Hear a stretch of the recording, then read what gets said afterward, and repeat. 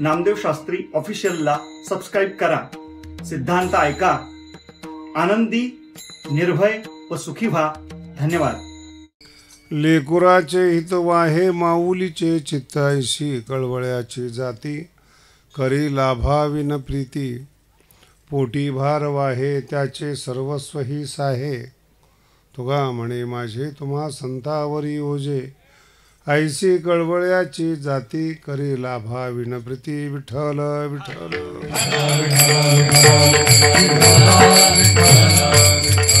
Setting बिघडली बघ तुझी. पुन्हा एकदा सेट केल्यावर पुन्हा हात नको लावा त्याला. विठ्ठल विठ्ठल.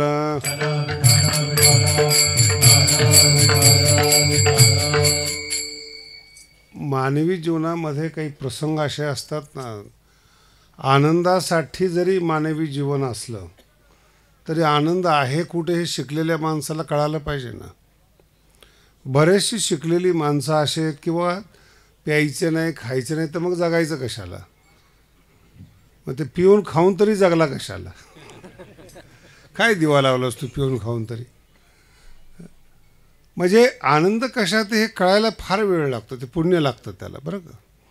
जेवढे संत समुदाय आहेत हे सगळे उच्च घराण्यामध्ये जन्माला आलेले आहेत, श्रेष्ठ घराण्यामध्ये जन्माला आलेले आहेत. त्यांचे जे DNA आहेत ना ते कॉमन DNA नाही आहेत. मागे आमचा एकदा विषय झाला, ज्ञानेश्वरी योग्यांची आहेत आणि ती भोग्याच्या हातात पडली. जेवढे सांगणारे आहेत तेवढे भोगी आहेत. आता त्यांनी योग्याचं काय वर्णन करावं, म्हणून जेवढं होईल तेवढं त्यांच्या लेवलला ते वर्णन करतात. हे संप्रदायावर उपकार आहेत. विठ्ठल विठ्ठल. गर्भ श्रीमंत काय असतो काय समजणार आहेत. एक विचारसरणी असते. नवीन श्रीमंत, नवीन विद्वान झालेल्या माणसाची एक विचारसरणी असते. कारण की नवीन नवीन शब्द सुचल्यानंतर आहे ना त्याला फार अभिमान वाटतो त्या गोष्टीचा. एखादं वाक्य, एखादं सेंटेन्स, एखादा विषय नवीन नवीन कळतो. नवीन नवीन आपल्या घरातली मुलं जेव्हा इंग्रजी शिकायला जातात 2-4 वाक्य इंग्रजी शिकतात. ते कुठेही गेले की तेच वाक्य वापरतात. What is your name. आपल्या आईकडं सुद्धा तेच आणि बापाकडं पण तेच. आता बापाने नाम ठेवलेलं याला कुठं माहिती. नवीन वाक्य असतात. तसं गरिबाच्या हातात 2-4 सिद्धांत लागतात. माझं बोलणं जरा जास्त व्यापक आहे बरं का. तसे गरीब कीर्तनकार असतात त्याच्या हातात 2-4 सिद्धांत लागतात. अजून एखादा विद्वान असेल त्याला एखाद्या शास्त्राचं 2-4 सिद्धांत कळतात. लगेच तो त्याची तुलना जो आहे ना ती संताबरोबर किंवा माऊलीबरोबर करायला लागतो. ज्या ज्ञानोबाराचे सिद्धांत स्वतंत्र आहेत त्याला हा आपल्या सिद्धांतामध्ये माऊलीला आणण्याचा प्रयत्न करतो, पण हा माऊलीच्या सिद्धांतात जात नाही. विठ्ठल विठ्ठल. जेवढं कळेल तेवढं कळेल, नाही कळलं तर आहेत निवृत्ती महाराज उद्या. कारण की दोन्ही प्रकार पाहिजे ना, कळणारे पण पाहिजे, न कळणारे पण पाहिजेत. आणि मग अशा जीवनामध्ये कुठेतरी माणसाला किरण असतात, आशेची किरण असतात की नेमकं काय केलं पाहिजे. मग अशा वेळेस जर तुम्ही वारकरी संप्रदायामध्ये श्रेष्ठ माणसाकडे जर तुम्ही आलात तर त्याचे काही विशिष्ट धोरणं आहेत. त्या धोरणापैकी या जगामध्ये फक्त 2 व्यक्ती आहेत. का अगदी छान कीर्तन ऐका, मस्त कीर्तन ऐका, मूड चांगला आहे. निवृत्ती महाराजाला बघितल्यानंतर मला पण विनोद करावेसे वाटतात. पण त्यांच्या विरोधावर केस होते.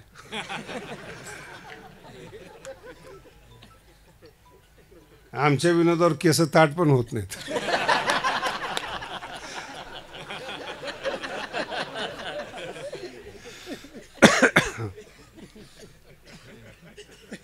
ज्ञानेश्वर महाराज हे वारकरी संप्रदायाचं मूळ आहे आणि सगळे संत जो आहे तिथून सुरुवात झालेली आहे सगळ्या संतांची.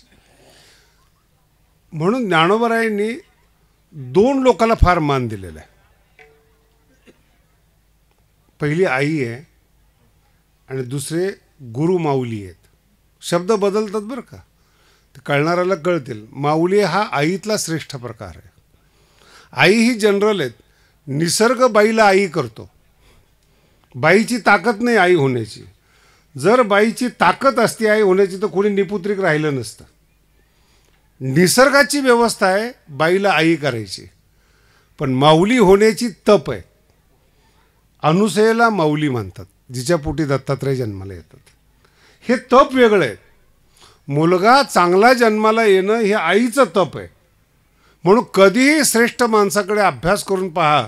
शिवाजी महाराज असतील, ज्ञानोबाराय असतील, तुकोबाराय असतील, हे आईवडिलाला धन्यवाद देतात. नाही अजून कळलं ना? माझे विनोद जरा बारके आहेत. ज्याचे पोरं बिघडलेत त्यांचे कोण बिघडलेले आहेत, हे अर्थ आहे हा. मुलगा कधीही बिघडलेला नाही आहेत. आईबाप बिघडलेले असतात, त्यांना वाटतं सुधरावं, स्वतः सुधारलेले नाहीत. आड्यात नाही तर पोऱ्यात कुठून येणार, हा फार महत्त्व. म्हणून जेव्हा आपण मार्केटमध्ये येतो, जगाच्या बाजारामध्ये येतो, तेव्हा कोणताही माणूस आपला नाही आहे हे प्रत्येक मानवीनी जन्मानी लक्षात ठेवा. कोणताही माणूस, आपल्याला आनंद झाला तर फक्त 2 लोकांना आवडतो. एक तर गुरुला आवडतो आणि एक आईला आवडतो. तिसऱ्याला सांगू सुद्धा नाही. सांगितलं तर केस झाली म्हणून समजा. एका माणसाला असं वाटलं होतं की घर बांधावं, मोठं छान बंगला बांधला, आणि उद्घाटनला काही माणसं आले. 2-3 दिवस झाले, एकाचं पोट दुखत होतं. डॉक्टरकडे गेला, सगळं उपाय केले त्यांनी, नीटच होईना तो. मग एका डॉक्टरने विचारलं, नेमकं काय झालं, कधीपासून दुखते? म्हणजे बंगला पाहिल्यापासून दुखते. नाही कळालं तुम्हाला? अजून कळायला बाकी आहेत. ज्यांना तुम्ही घरात आणलं ना ते तुमच्यावर जळतात. याला संसार म्हणतात, याला प्रपंच म्हणतात. तुमच्या प्रगतीवर लोक बोलतात, ते बोलतात जे तुम्ही आणलेले आहेत. बाहेरच्या लोकांना काय देणं घेणं पडलेत? तुम्ही तुमच्या ओळखीच्या मार्केटमधून दुसरीकडे जा, लोक तुम्हाला बघणार सुद्धा नाही कोण गेले म्हणून, कोण जवळ उभा राहिले म्हणून. तुम्ही महाराष्ट्रीयन माणसाने UP-मध्ये जा, तुम्हाला विचारणार पण नाही, ते जळणार पण नाही आणि विचारणार पण नाही. ज्यांना तुम्ही जवळ करता ते तुमच्यावर जळतात. आणि जवळ येणाऱ्यापैकी 2च माणसं असे आहेत, गुरु आहेत आणि आई आहेत, ज्यांना आनंद वाटतो. म्हणून शिवाजी महाराजांचं नाव घेत असताना अगोदर जिजाऊ घेतलं जातं. स्वराज्याचे धडे आईने दिलेले आहेत, परमार्थाचे धडे माऊलीला आईने दिलेले आहेत. नाही लक्षात येत? जगातला कोणताही महापुरुष असू द्या, भाषा जशी आई शिकवते तसं जगणं सुद्धा आई शिकवते. काही काही आयात एवढ्या भाग्यवान आहेत, शहरातल्या मुलाने जर शिवी दिली ना तर आईचं ऊर भरून येतं. माझं पोरगं बोलायला लागलं. कशाचं कौतुक करायचं? एखाद्या पिक्चरचं जर गाणं म्हटलं तर आई नाचायला सुरुवात करते. ते विठ्ठल विठ्ठल म्हणत नाही, त्यांना वाटतं हा फार जुना आहे, अंधश्रद्धेचा विषय. आणि ते गाणं शिकवता शिकवता जेव्हा तो पियायला सुरुवात करतो, मारायला सुरुवात करतो, मग ते अशा साधूकडे जातात की जे खरे साधू नसतात.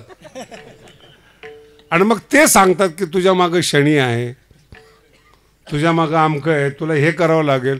अहो काय काही बंगले बघितले मी, म्हणजे करोडपती स्वतः लोक. आणि एक बघणारा आला, त्यांनी सांगितलं की हे खुर्ची इथं बरोबर नाही, हा कोपरा तोडायला लागला, बंगला तोडला त्या लोकांनी. जड वस्तू तोडल्याने चेतन माणसाला समाधान मिळतं का? आणि एवढा मोठा श्रीमंत माणूस एवढ्या लहान माणसाचं ऐकतो का? आणि त्याला तोडण्यामध्ये मजा वाटते. ह्या कोपऱ्यामध्ये असं एक जण आमच्याकडे आला होता, मी आळंदीला होतो. असं ते आला आणि त्याने वास घ्यायला सुरुवात केली. इकडं वास घे, इकडं वास घे, असं सगळं झाल्यानंतर मला म्हणला, महाराज तुमच्या घरामध्ये भूत आहे, त्या भूताचा याला वास येतोय. हेच भूत होतं.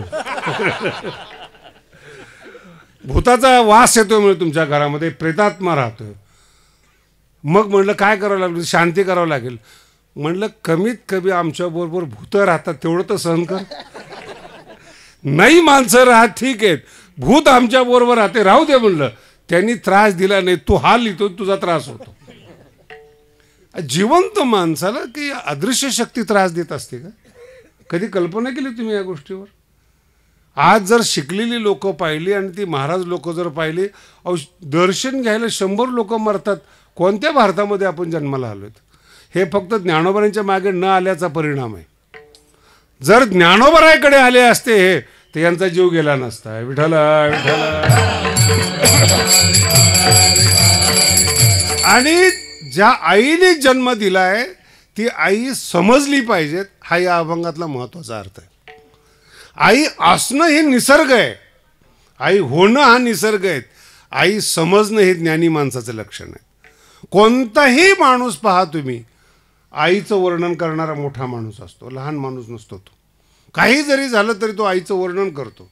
काही काही माणसं आईला त्रास देऊन पंढरपूरला जातात विठ्ठलाकडे, आणि जो विठ्ठल आई बापाच्या सेवेकरता आलेला आहे त्याने पायाखालची वीट काढली तर. कारण की मी पंढरपुराला आलोय त्या आई बापाच्या सेवेकरता, आणि आई बापाला नीट न बोलता जर पंढरपूरला जात असेल तर ही तुमची धारणा आहे, तुम्हाला समाधान वाटेल, पण याचं पुण्य कधी मिळणार नाही. एक माऊलींची ओवी सांगतो, फार सुंदर आहेत. घरी माता पितरा. काही काही मूर्ख माणसं मी बघितले त्या जगामध्ये, आईबाप सोडून सगळ्याचा वाढदिवस साजरा करतात, सगळ्यांच्या कार्यक्रमाला असतात. ज्ञानोबराय म्हणतात, घरी माता पितरा धड बोली नाही. साधे शब्दसुद्धा तो आईबापाला बोलत नाही, धड बोली नाही. एर विश्वभरी आदरा मूर्ख जैसा. काय शब्द आहेत ज्ञानोबा. एर विश्वभरी. गल्लीतले माणसं त्याला चांगले मानतात, तालुक्यातले चांगले मानतात, जिल्ह्यात चांगले मानतात. ज्ञानोबराय म्हणतात तो मूर्ख आहे. आईने चांगलं म्हणलं पाहिजे, आईने पाठ थोपडली पाहिजे. विठाला विठाला. आई सहन करते हा भाग नाही आहे.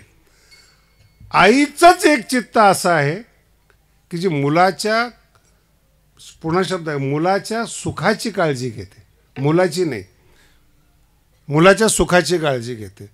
आणि गुरु आहेत त्याला ते ज्ञान देतात, तो ज्ञान पिकलं पाहिजे हे गुरु पाहतात. गुरु ज्ञान देत नाहीत बरं, ज्ञान पिकवणारे गुरु असतात. विठ्ठल विठ्ठल. एक ज्ञानोबरांचे शब्द खूप कठीण आहेत तरी पण सांगतो तुम्हाला. पिकलिया आत्मप्रकाशे. वैराग्य आणि विवेक हे आत्मप्रकाशामध्ये पिकले पाहिजे, मग गोडी येते. तुम्ही वैराग्यवान आहात हा शो आहे, प्रसिद्धीत. मी संत आहेत हा शो आहे. मी जगाचं कळलं. एकाने तर मला सांगितलं, मला भारताचं काय व्हायचं. म्हटलं तुझं बघ पहिलं, कुठं चालली आपली संस्कृती, कुठं चालला आपला देश, हा तिथंच आहे. साईज तर बघ ना, विचार करायची केवढी. आपण मोठं व्हा, तुमच्या मागे जग येईल. ज्ञानोबराय मोठे झाले म्हणून संप्रदाय मोठा झाला. तुम्ही बघा, तुम्ही मोठे व्हा आपोआप. आता पुढचा टप्पा फार महत्वाचा आहे बरं का. ही भूमिका होती बोलण्याची, कळेल कसं म्हणून. आता ही जी आई आहे ना, आईचं निरीक्षण फक्त माऊलीने करावं, जे समाजाला माहीत नाही म्हणून माऊलीचं महत्वाचं सांगतो. आई काय करते, लाड मनातल्या मनात असतो, पण मुलाला दृष्टीनं निरीक्षण करते. हा ज्ञानोबरांचा महत्वाचा विषय आहे. गुरु असेल आणि आई असेल, हे दोघच जण असेल, दृष्टीने सांभाळतात. संप्रदायाला अजून ह्या गोष्टी माहीत नाहीत. हे लाड करणं, नको ते खायला देणं, हे कुपथ्य आहे माझ्या दृष्टिकोनातून. दृष्टीने सांभाळणं ह्याला माऊली म्हणतात. दृष्टीनं ज्ञान देणं याला गुरु म्हणतात. असे भेटले तरच शिष्य व्हा, नाही तर संसार बरा. कोणाच्याही मागं लागून आपला संसार उद्ध्वस्त करू नका आणि जीवनही उद्ध्वस्त करू नका. दृष्टीने सांभाळतात. विठ्ठला विठ्ठला. लहानपणीपासून तुम्ही बाईचं निरीक्षण करा, जी आई झालेली आहे ती मुलाकडे पाहत असते. संपूर्ण डोळे जे आहेत ना ते त्या मुलाकडे असतात आणि शरीराचे डोळे करून ती मुलाकडे पाहते, पूर्ण शरीराचे. त्याची हालचाल कशी आहे, त्याचा चेहरा कसा आहे, सुकलेला आहे का, त्याला काय आवश्यकता आहे. ज्याला भाषा येत नाही त्याचं पोट भरते ती माऊली. भूक लागलेली स्वतःला ज्याला कळत नाही त्याला पोट भरते. ह्याला दृष्टीने कळतं. त्या मुलाच्या चेहऱ्यावरून कळतं की याला काय म्हणायचं आहे. ती ऐकून घेते, हे आईचं मोठेपण आहे. नाहीतर खानदानी आईला सांगावं लागत नाही मुलाला काय पाहिजे. आणि ही जी आई आहे ना, ती दृष्टीने सांभाळणारी आई, ती दृष्टीच महत्त्वाची आहे. आणि त्याच्या पुढं सांगतो, गुरु करण्यापेक्षा गुरुची दृष्टीला गुरु करा. गुरु हे जे आहेत ना सगळं मंत्र देणारे किंवा काही बाकीचे लोक आहेत ना, ही मार्केटिंग आहे, व्यवसाय आहे. आणि काय करतील काही सांगता येणार नाही. आमचा कालच एक विषय झाला आहे, ध्यान आणि योग याचं मार्केट संपूर्ण जगात आलं आहे. ज्याला अजिबात काही येत नाही, कीर्तन प्रवचन येत नाही, बोलणं येत नाही, तो योगाचे क्लासेस सुरू करतो.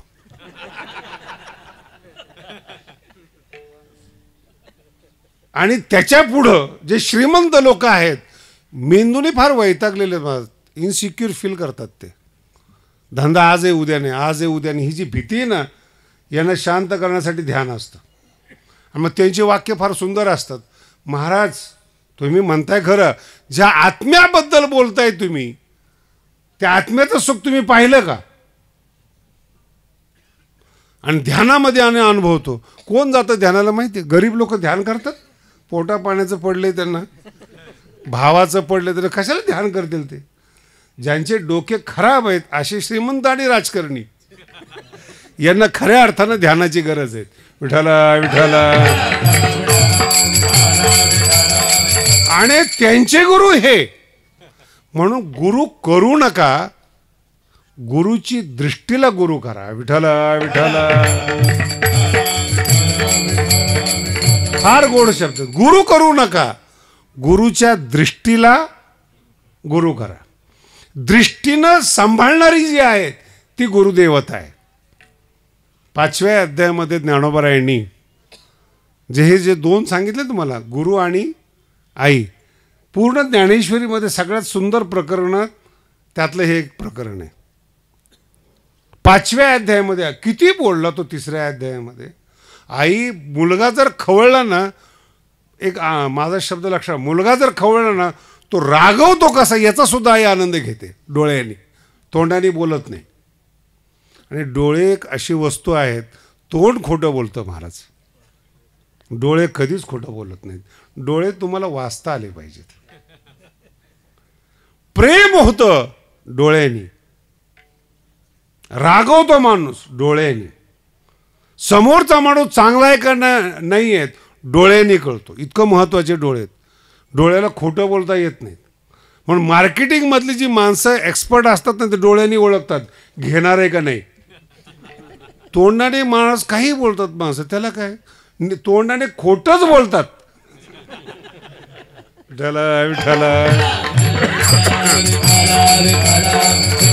डोळे खरे बोलतात, त्याला दृष्टी असं म्हटलेलं आहे. म्हणून जेव्हा अर्जुन खवळतो, माऊली, कृष्ण माऊली त्याच्याकडे अशी पाहते, सगळं सहन करते. माऊली ऐकत नाहीत, गुरु माऊली ऐकत नाहीत, त्याची मनाची तळमळ पाहतात. तळात किती मळ आहे हे पाहणारे गुरु असतात, त्याला तळमळ म्हणतात. आणि ती तळमळ पाहतात, तो किती बेचैन आहेत, किती रागवलेला आहे, किती क्रोधी आहेत, म्हणजे रोगाचं प्रमाण किती मोठ्या प्रमाणात आहेत, ती मात्रा शोधत असतात. हे माझं वक्तृत्व कौशल्य नाहीत, ह्या ओव्या आहेत. विठाला विठाला. ह्या ओव्या आहेत. ज्ञानोबा जैसे ग्रहाते पंचाक्षरी अनुमानिका, ना तरी असाध्य देखोनी व्याधी, अमृतासम दिव्य औषधी. रोगी किती मोठ्या प्रमाणात रोगाने विवळतोय ते पाहून औषधीची योजना वैद्य मनात करतो. तसं शिष्य बिघडलेला आहे, अज्ञानी आहेत, त्याला कोणतं औषध द्यायला पाहिजेत हे डोळ्यांनी गुरुमाऊली पाहतात, डोळ्यांनी. म्हणून तो काय बोलतो याच्याकडे लक्षच नाही. 3ऱ्या अध्यायामध्ये अर्जुनाने देवाची लाज काढलेली. ये लाजसी ना महाघोरी कर्मी सुता. जर तू संत पण चांगलं आहे, परमार्थ चांगलं आहे असं जर तू म्हणतो, ते कापाकापी करायला सांगतोस, लाज वाटत नाही तुला? नाही कळलं अजून. शांत ऐकून घेते तीच गुरुमाऊली असते. आणि तुमच्या बोलण्याचा ज्याला अपमान वाटतो ती सभ्य माणसं असतात, श्रीमंत माणसं. बोलायची काही सभ्यता आहे का नाही?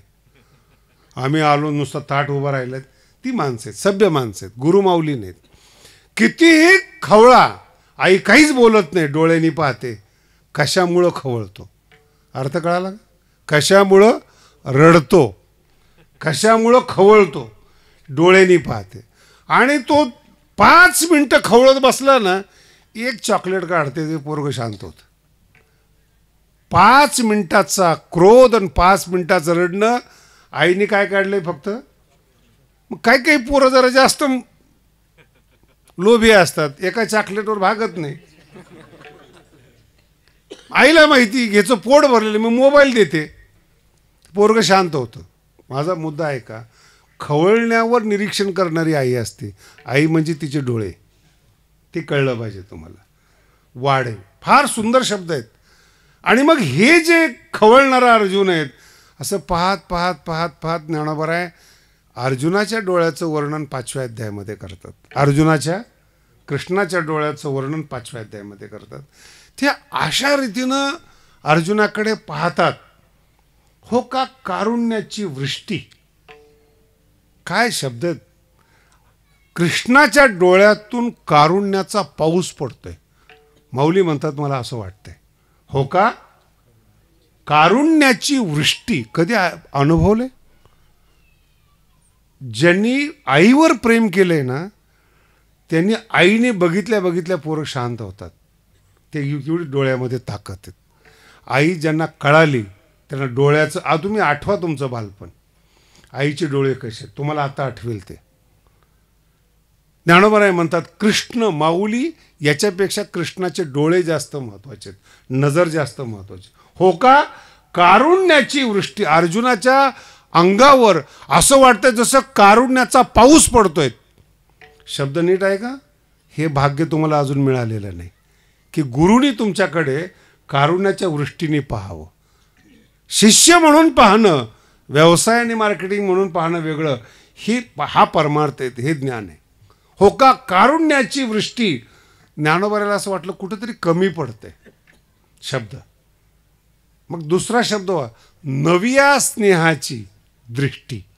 नवीन जन्माला आलेलं ताजं ताजं प्रेम, त्या प्रेमाने अर्जुनाकडे डोळे पाहत आहेत. कृष्णाची दृष्टी आहे नव्या स्नेहाची दृष्टी. त्यांना म्हटलं भागलं का माऊली? कारुण्याची वृष्टी, स्नेहाची, नव्या स्नेहाची सृष्टी, भागलं का? नाही नाही नाही, हे असो, हे राहू द्या. तुम्हाला कळण्यासाठी सांगितलं, पण हरीची दृष्टीचं वर्णन करता येत नाही. काय ज्ञानोबा आहेत. हे असो, तुम्हाला एक अंदाज यावा म्हणून मी 2 शब्द वापरलेत. हे असो नेनी जे दृष्टी हरीची वाणू. हरीची दृष्टी शब्द विसरू नका. नेनी जे कळत नाहीत, हरीची दृष्टी वाणू. कळत नाही हरीची दृष्टी कशी. असं वाटतं माऊली म्हणतात अमृताची ओतली. दृष्टीचं वर्णन आहे अमृताची ओतली की प्रेमची पिऊनी मातली. अर्जुनाची जी दृष्टी आहे प्रेमची पिऊनी मातली. आणि त्या अर्जुनाकडे पाहता पाहता अर्जुन मोहे गुंतली निघो नेने. विठाला विठाला. मुलाकडे पाहता पाहता, शब्द नाही कळणार. मुलाकडे पाहता पाहता हा शब्द तुकोबाराचा आहे. पाहता पाहता मना न पुरे धनी. धनी म्हणजे तृप्ती. विठाला विठाला. हे ज्ञानोबा आहेत महाराज. पाहता पाहता आईने मुलाकडे पाहता पाहता तृप्त होत नाही, ती आई आहे, ती गुरु माऊली आहे. आपला शिष्य परिपक्व होतोय, मोठा होतोय, त्या डोळ्यात जे समाधान आहेत ते फक्त गुरु माऊलीच्या नाईचे आहेत. नाही महाराज मांडलेली आईच असली तर माऊली म्हणतात नाही, तसलं लफडेच नाही तिथं. मांडलेली आईच नसते म्हणून शब्द दिलाय प्रसवती या. ज्ञानोबरायांचा शब्द आहे. जर तुम्हाला आनंद झाला तर ह्या 2च लोकाला सांगावं. शिष्याची या धनी द्यायचे ज्ञानोबरायांचा शब्द आहेत. शिष्य तृप्त झाला गुरु माऊलीला, आणि मुलगा जीवन तृप्त झाला आईला आनंद आहे. बाकीचं तो उपाशी ठेवणार आहे. हो, हे मी कीर्तनात सांगू तुम्हाला. शिकलेल्यांच्या बायका आणि संसारातले व्यापारी लोक किती ओसतात समाजाला, मी पाहतोय डोळ्यांनी. गिराईक म्हणून तुमच्याकडे पाहणं. मला खरंच सांगा बरं, जेवढे बसलेले लोक आहेत, एखादी क्रीम लावल्याने माणूस गोरा झालेला आठवतो काय तुम्हाला? 15 दिवसात गोरे, पण देवाची चूक निघेल ना. नाही, 4000 कोटीचं मार्केट आहे महाराज. तुमच्या खिशातून तो पैसा जातो, तुम्हाला लोभ दिला जातो. मी उदाहरण का दिलंय, ही जशी मार्केटिंग आहे की 15 दिवसात गोरं व्हाल, तसं हे सुद्धा मार्केटिंग आहे. आमच्या पंथात या, देव तुम्हाला माफ करेल, ही सुद्धा मार्केटिंग आहे. आमच्या धर्मात या. मला एका धर्मातल्या लोकांनी सांगितलं, महाराज तुमचे पाप देव माफ करेल. म्हटलं केले तर पाहिजे ना, आणि एवढं सुद्धा तुम्हाला बोलता येत नाही. देव तुमच्या पापाला क्षमा कर, केले तर पाहिजे ना पाप. ज्या देवाने सृष्टी निर्माण केली त्याच्या सृष्टीत राहत असताना पापच केलेलं नाही, ठेविले आनंद, कसलं पाप आहे लोक. आणि एका संप्रदायातला माणूस मला म्हणतो, महाराज तुमचं येतो पण दर्शन घेणार नाही. शेजारी उभा आहे. म्हणून कुणी सांगितलं दर्शन घ्यायला? तुझ्या दर्शनाने आम्हाला मोक्ष मिळणार आहे का आम्हाला मतदानाची संख्या वाढवायची, का भक्ताची संख्या वाढवायची? नको घेऊ. नाही नाही, तसा अर्थ नाही म्हणे. आमच्या गुरुनी सांगितले दर्शन घेऊन येत नाही का, जोड्याने आणला पाहिजे. पाया पाडायचं, विनम्रता रहित शब्द आहे का, विनम्रता रहित शिकवणं, अशा परमार्थात तुम्ही लोक जाता. दुसऱ्याचं कीर्तन ऐकू नका, दुसऱ्याचं ज्ञान घेऊ नका, दुसऱ्याच्या धर्माला मानू नका. हे गुरु आहे. विठ्ठल विठ्ठल. पण हे चाललेत, याचं कारण तुम्ही वेडे आहात. याचं कारण मार्केटिंग आहेत, अडकता कुठं ना कुठं तरी. आणि म्हणून सेल्समॅन जो असतो, खरा सेल्समॅन त्याला म्हणतात. आम्ही बंगला बांधत असताना मी एका कंपनीची टाईल्स सांगितली होती. तो आमचा नोकर गेला आणायला. समोरच्याने काय सांगावे, ती कंपनी कधीच बंद झाली,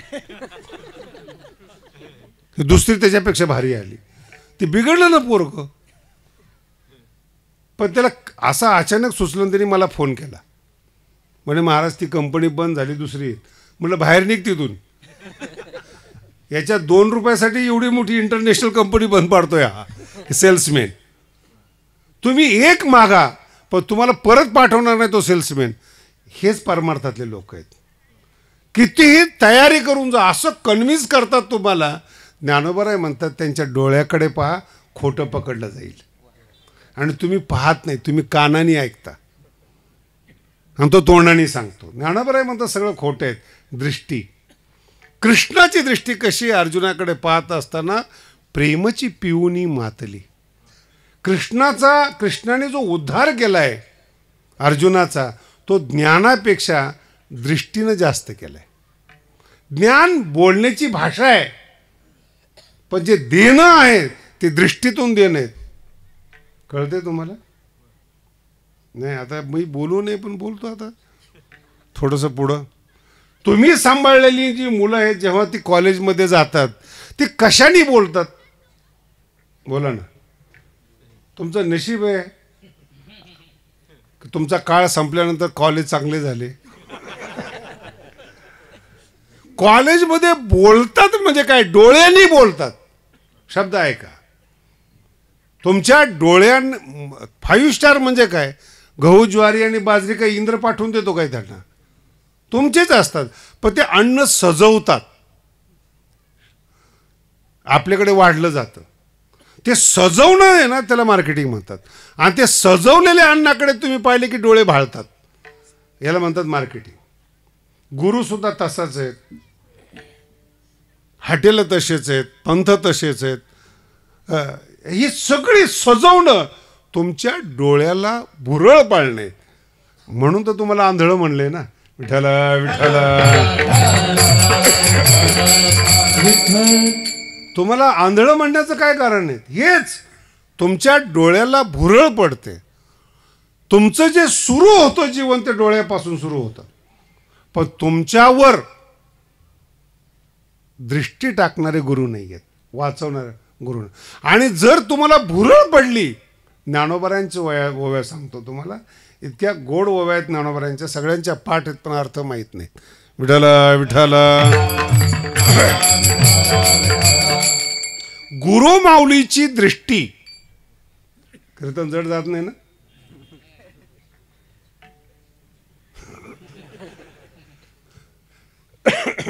गुरु माऊलीची दृष्टी जर तुम्हाला कंपाऊंड करत असेल, तुम्ही मध्ये आहात आणि तुमचं संरक्षण गुरु माऊलीची दृष्टी करत असेल, कंपाऊंड. ज्ञानोबारांचा एक शब्द सांगतो, कवना ते ताप पोळी. जवळची ओवी पण कळत नाही. जर गुरु माऊलीची दृष्टीचं कंपाऊंड तुमच्या अंगावर असेल, तुमचं रक्षण करत असेल दृष्टीचं, मग हेच ते शब्द आहेत ज्ञानोबारायामध्ये. माझा जो भक्त आहे तो कसाही या जगामध्ये वावरो, भगवंत म्हणतात त्याला सगळी सुविधा आहेत माझ्या भक्ताला, फक्त त्याच्यावर माझं लक्ष असतं. काळाची दृष्टी न पडे हे आमाशी करणे. माझ्या भक्तावर काळाची दृष्टी पडू नयेत हे एवढंच मी करतो. बाकी त्याला पाहिजे ते, तो जो जो खेळ दावी तो तो सोनियाचा करून ठेवी. याला म्हणतात राजे भक्त. विठ्ठल विठ्ठल. श्रीमंताचे पोरं नीट वागतात, तर माऊलीच्या पोरांनी कसं वागलं पाहिजे? जळले तर पाहिजेच तर, तो वैभव घेऊन काय फायदा आहे? नावं तर ठेवले पाहिजे.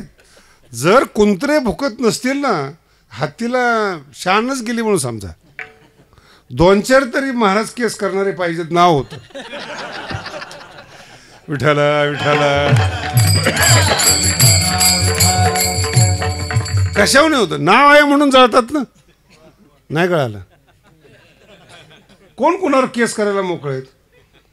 रस्त्यातला भिकारी 10 शिवाय देतो, कोण दक्षता घ्या?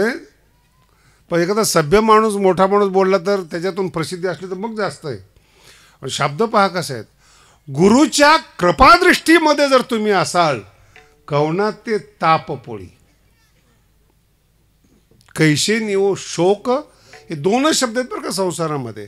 एक तर तुम्ही संसाराच्या तापाने तापलेला आहात, नाहीतर आतल्या आत जळत आहात दुसऱ्याची सुख पाहून, त्याला शोक म्हणतात. काय म्हणतात? एक तर जळणारे असाल दुसऱ्यावर, नाही तर स्वतः जळत असाल. संसारामध्ये दुसरं नाही, ताप. कवना ते जर गुरु माऊलीचं कंपाऊंड असलं तर. विठ्ठल विठ्ठल.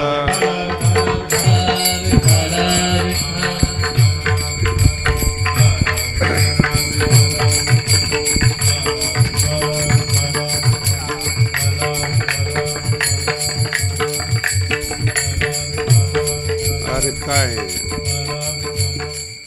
गुरु माऊलीचं जर कंपाऊंड असेल, कवना ते ताप, वैताग आपल्या भाषेत, पोळी. कैशी नियो शोक, शोक जाळणं म्हणतात. हे अर्जुनाचे शब्द आहेत. हे शोक मुच्छो षडमिंद्रियाणाम. मला जो शोक निर्माण झाला इंद्रियांना, तो शोक जात नाही आहेत. माझे इंद्रिय शिथिल पडलेले आहेत शोकामुळं. तो शोक आणि लोकांचा ताप, संसाराचा ताप. कैसे नियो, कोण? गुरु माऊली. दृष्टीचं वर्णन आहे 12व्या अध्यायामध्ये. गुरुचं वर्णन नाही आहे, दृष्टीचं वर्णन आहे. कसं वर्णन केलेलं आहे? तुम्ही आम्ही सगळे, याच्या मागची ओवी बघा. विषय व्याळे, ते ओवी कळत नाही म्हणून मला लय मजा येते. ती माऊलीचं बोलणं आहे ना, एवढ्या लवकर कळणार कसं काय? तुम्ही माऊलीला, स्वतःची माऊली जोपर्यंत मानत नाहीत तोपर्यंत माऊली दृष्टी देतच नाही तुम्हाला. माऊलीची दृष्टी कळावी असं वाटत असेल तर माऊलीला आपली माऊली माना. जगातला कोणताही माणूस तुम्हाला त्रास देणार नाही. जर नाही मानलं तर ही ओवी.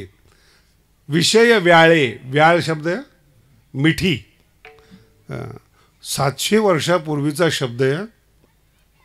2 प्रकारचे साप असतात. एक चावतात, नाग जो असतो तो, पान लागणं म्हणतात त्याला. आणि दुसरा असतो अजगर, आताच्या भाषेत अनाकोंडा. ज्ञानोबरायांनी हे 2 शब्द वापरले. तर काही लोकांना विषयाचं विष चढतं, त्याला नाक चावला म्हणून समजा, विषय चावला म्हणून. आणि बाकीचे जे साधे साधे लोक आहेत ना, ते विषयाच्या मिठीमध्ये अडकलेले आहेत. विषय व्याळे मिठी दिदलिया, दिल्यानंतर हळूहळू खा म्हणजे पचेल. विषय व्याळे मिठी दिदलिया, नुठी आयुष्यात मोठा होत नाही. नुठी कुठपर्यंत मोठा होत नाही? ताटी. काय शब्द आहेत ज्ञानोबांचा? तो विषय व्याळाने मिठी दिली, नुठी पहिला शब्द आहे. आणि जातो कुठं तो? ताटी. कधी कल्पना केली का एवढं बोलतील महाराज? विषय व्याळे मिठी दिदलिया. तुम्ही तुमचं समजून घ्या, कुणी कुणी मिठी मारली, किती विषयांनी मारली. अनाकोंडा येतो, सुटत नाही. विषय व्याळे मिठी दिदलिया, नुठी ताटीपर्यंत नुठी, ताटीपर्यंत नुठी. ते तुझी आहे. काय सांगत होतो आतापर्यंत? गुरु कृपा दृष्टी.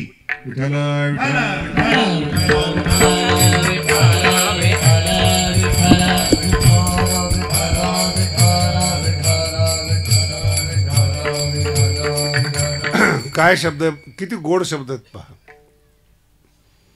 ते तुझी आहे गुरु कृपा. गुरु कृपा इथं थांबलेले आहेत माऊली. आता याचं सुद्धा मार्केट चाललंय, आमच्यावर गुरुकृपा आहेत, आमच्यावर कृपा आहेत. ते संतांचे कृपा शब्द पाहिले की तिथंच थांबलेत.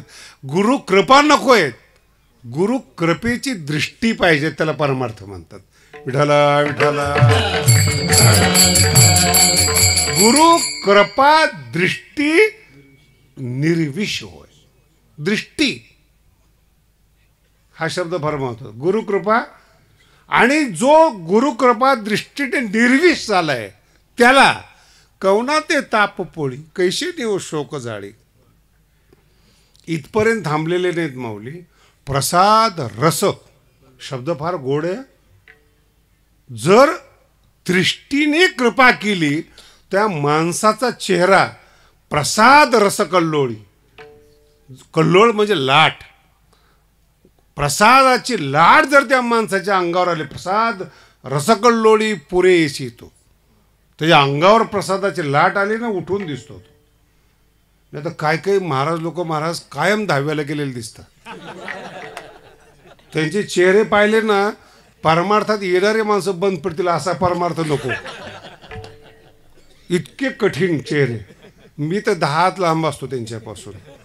आणि ते मला विचारतात, महाराज ते तुम्ही नियम वगैरे पाळत नाही, तुमच्याकडे पाहून कळतं आम्हाला. जे आयुष्यभर पाळलंय त्याचा परिणाम शोक जाळी. निवृत्ती महाराज सुरुवातीला होते, नुकतीच प्रसिद्धी चालू होती त्यांची, तर आम्ही गडावर कीर्तन ठेवलं होतं. त्यावेळेस ते नुकतीच कीर्तन करत होते आणि थोडंसं त्यांच्या टेक्निकनी करत होते. आणि ही टेक्निक संप्रदायाला हजम झाली नाही. मला सगळे लोक म्हणायचे ते अभंगावर बोलतात.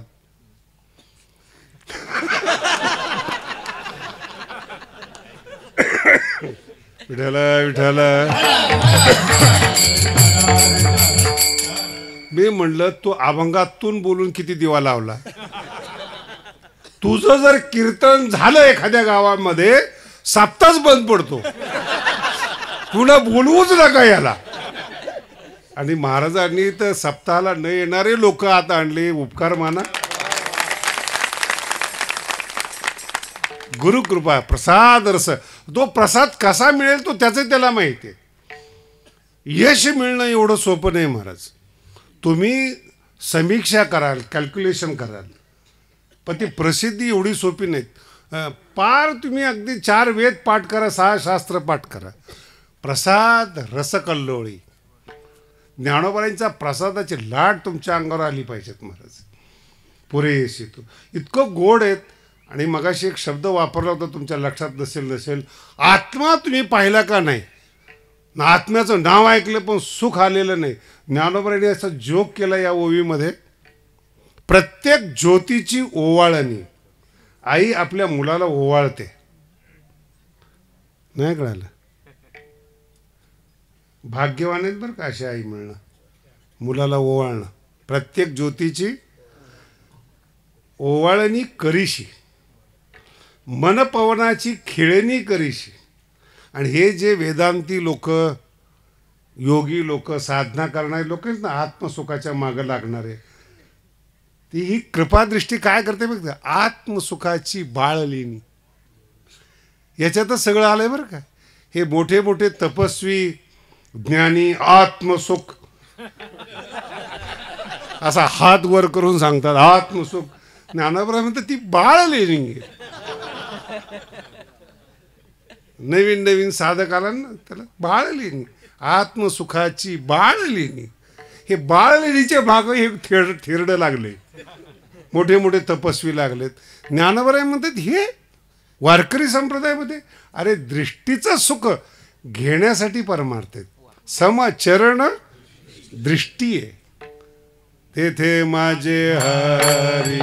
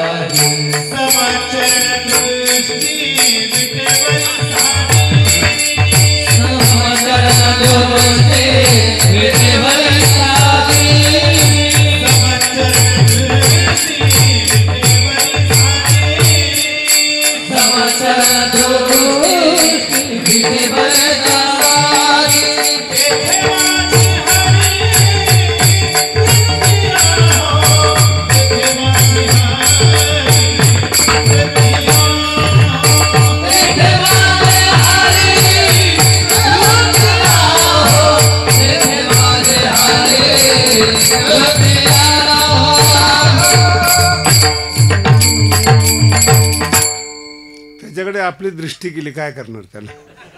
बस बाबा बस, विठाला विठाला.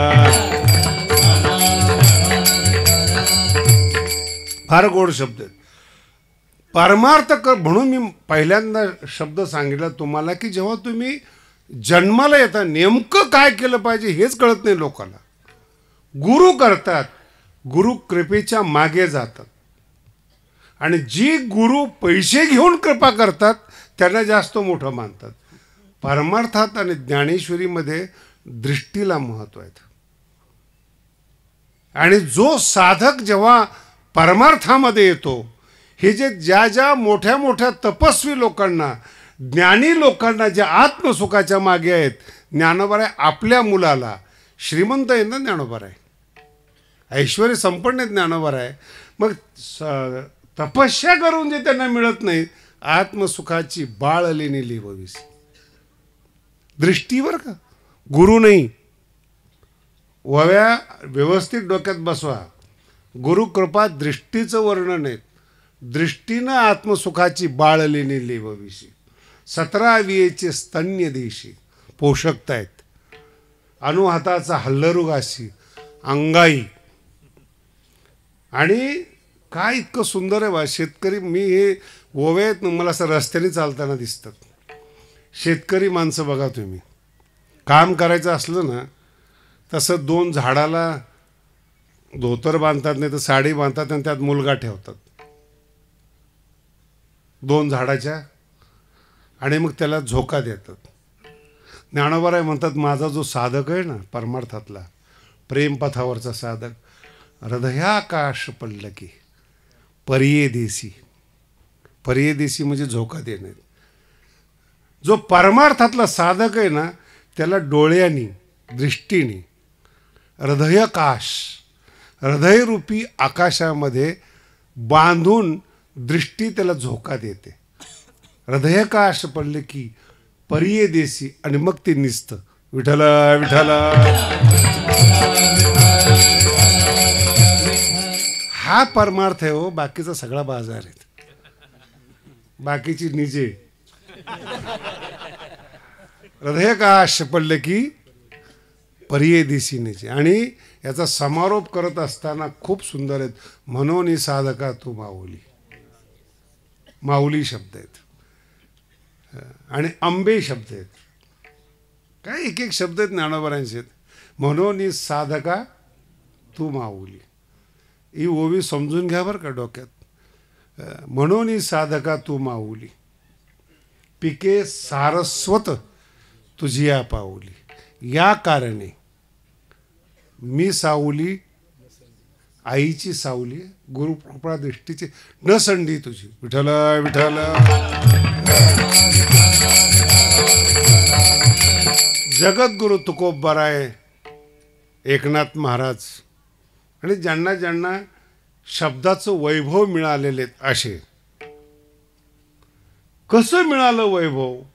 त्या काळात विश्वविद्यालय नव्हते, शिकवणारे नव्हते, मोठा विषय होता जातीपातीचा. आमक्याने शिकावा असा व्यवहार 400 वर्षापूर्वी केला जायचा. आणि त्या काळामध्ये यांच्या मुखातून जे शब्द निघायचे, नामदेव महाराज, नाथ महाराज, एकनाथ, कशी निघायचे त्याचं उत्तरही येतं. तुझे कारुण्य जया ते अधिष्ठी.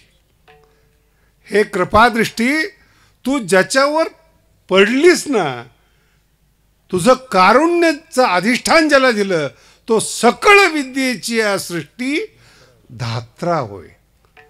खूप कठीण शब्द आहे. धात्रा शब्दाचा अर्थ आहे ब्रह्मदेव. त्याला शिकायचीच गरज नाही. सृष्टीला उत्पन्न करणारा जसा ब्रह्मदेव आहे, तसं हा दृष्टीमुळे सगळ्या विद्वत्तेला जन्म देणारा ब्रह्मदेव होतो. तुझं कारुण्य जर मिळालं तर तो परमार्थ आहे. विठ्ठल विठ्ठल. काय शब्द आहेत महाराज. सकळ विद्येची सृष्टी, विद्येच्या सृष्टीचा धात्रा होय ब्रह्मदेव होतो. शिकायची गरजच नाही पडत. पण काय, तुझे कारुण्य जया ते अधिष्ठी. परमार्थ करत असताना ह्या गोष्टी पहा. दृष्टीकडे लक्ष द्या, गुरुचं कारुण्याकडे लक्ष द्या, पुस्तकाकडे लक्ष देऊ नका. पुस्तकात काहीच येत नाही. विद्यापीठातली पुस्तकं बघा, वाळवी लागली फारच. कुणी वाचत नाही. संस्कृत जवळजवळ आत्ताच्या काळात नष्ट झालेले आहेत. आणि जे ज्ञान आलेलं आहे ना, ते आत्म्याला स्वतःला दुखी करणार आहेत. शिकलेली माणसं दुखी आहेत. शेतकरी दुखी आहेत का? बोला ना. नाही बोलायला पाहिजे पण बोलतो. कुणाच्या घरामध्ये वाद आहे? परमार्थाला नावं ठेवण्याच्या घरात डोकवा जरा, तुम्हाला कळेल किती वाद आहेत. एवढे वैतागलेले आहेत आणि एवढे कॉम्प्रोमाइज करतात महाराज. मी आता हे बोलू नये. एखाद्याची पत्नी जरा वागायला चुकीची होती, त्याच्यासहित सगळ्याला माहिती होतं, तरी संसार व्यवस्थित चालू होतात. याला मी संत म्हणतो. काय एवढं सहन करणं. मुलगा चुकीचा आहे, पत्नी चुकीचे आहेत, पैसे मित्रांनी खाल्लेले आहेत, तरी हा जिवंत आहेत म्हणून संत आहे. एवढं दुःख कवना ते ताप पोळी. जर तो गुरु कृपेच्या दृष्टीमध्ये आला असता, हा ताप पोळला नसता महाराज. शोक आणि याला जाळलं नसतं. हा परमार्थ आहे. म्हणून परमार्थ करण्याच्या अगोदर परमार्थाचं स्वरूप समजलं पाहिजे. आणि ही कृपादृष्टी आई आहे आणि ती पहिल्या चरणात सांगते.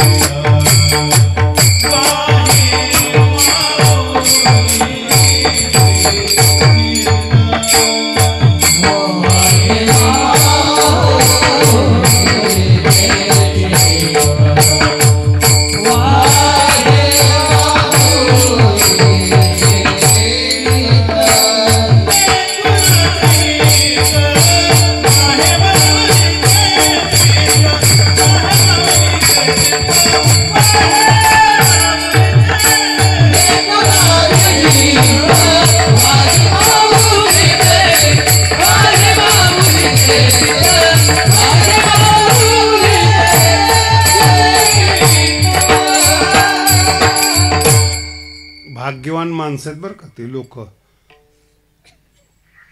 की ज्यांच्या हिताचं चिंतन आई आणि गुरु करतात. हा अर्थ आहे याचा. लेकुराचे हित चित्त वाहे, आणि हे जगात शक्य नाही. तुमचं कल्याण व्हावं असं तुमच्या मित्राच्या, तुमच्या नातेवाईकाच्या, भावकीच्या चित्तात येणं शक्यच नाही. हा अभंग आहे हा. नाही तर तुम्हाला वाटायचं आईचं वर्णन करतोय. वाहे माऊलीचे, माऊलीचे चित्त वाहे, शरीर नाही. आणि ते जे चिंतन आहे ना, ते सगळ्यात महत्वाचं आहे. संपूर्ण ज्ञानेश्वरीतला सारांश सांगतो मी तुम्हाला. खूप मोठा वाद झाला होता, त्याचा एक सारांशचा तुकडा सांगतो. आजही सगळ्या लोकांना वाटतं की माऊलीने ज्ञानेश्वरी लोकांसाठी लिहिली. मग लोकांसाठी लिहिली तर कळत का नाही? बोला ना, कुणाला कळत नाही? जर लोकांसाठी ज्ञानोबारायांनी ज्ञानेश्वरी लिहिली तर ते लोकांना कळायला पाहिजे ना. काही काही पुण्यातले विद्वान लोक मला विचारतात, ज्ञानेश्वरी मराठीत आहेत का म्हणून. असे महाराष्ट्रीयन लोक आहेत आपले, की ज्ञानेश्वरी नेमकं कोणत्या भाषेत आहे, आणि जर ती मराठीत आहे तर कळत का नाही. विठ्ठल विठ्ठल. हे तुमचं म्हणणं झालं की समाजासाठी लिहिलेले आहेत, पण माऊलीला विचारा ना, माऊली तुम्ही का ज्ञानेश्वरी लिहितायत? माऊली म्हणतात, श्रीगुरूची दृष्टी माझ्या अंगावर सतत पडावी, तुम्ही संती व्हावे सन्मुख सदा, म्हणून मी गीता सांगतोय. विठ्ठल विठ्ठल. जी प्रेम करणारी माणसं असतात ना, सतत डोळ्याजवळ असतात. काही ना काहीतरी निमित्त करून ते डोळ्याजवळ येतात, त्याला प्रेम करणारी म्हणतात. आणि कामाच्या टायमाला फोन करणारी माणसं असतात ती व्यावहारिक असतात. त्यांना अगोदर ते तुमची तब्येत विचारतात. एक तर 2 वर्षांनी पहिल्यांदा फोन, आणि 2 वर्षांनी फोन केल्यानंतर विचारतात तब्येत कशी आहे. 2 वर्षानंतर विचारतात ना तब्येत कशी आहे. त्याच्यात ॲक्सिडेंट होऊन, पाय टीट होऊन बरा झालेला असतो हा. तो म्हणतो हा व्यवस्थित आहे. अरे वा, छान वाटलं, थोडं काम होतं. तुम्ही खरं कामाचीच आहे तो, नाही कळलं.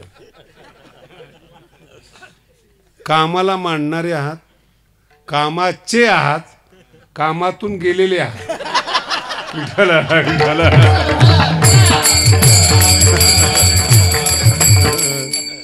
तुकोबाराला दया येते बुवा, जरी कामातून गेले असले, कामातले असले, कामामध्ये काम.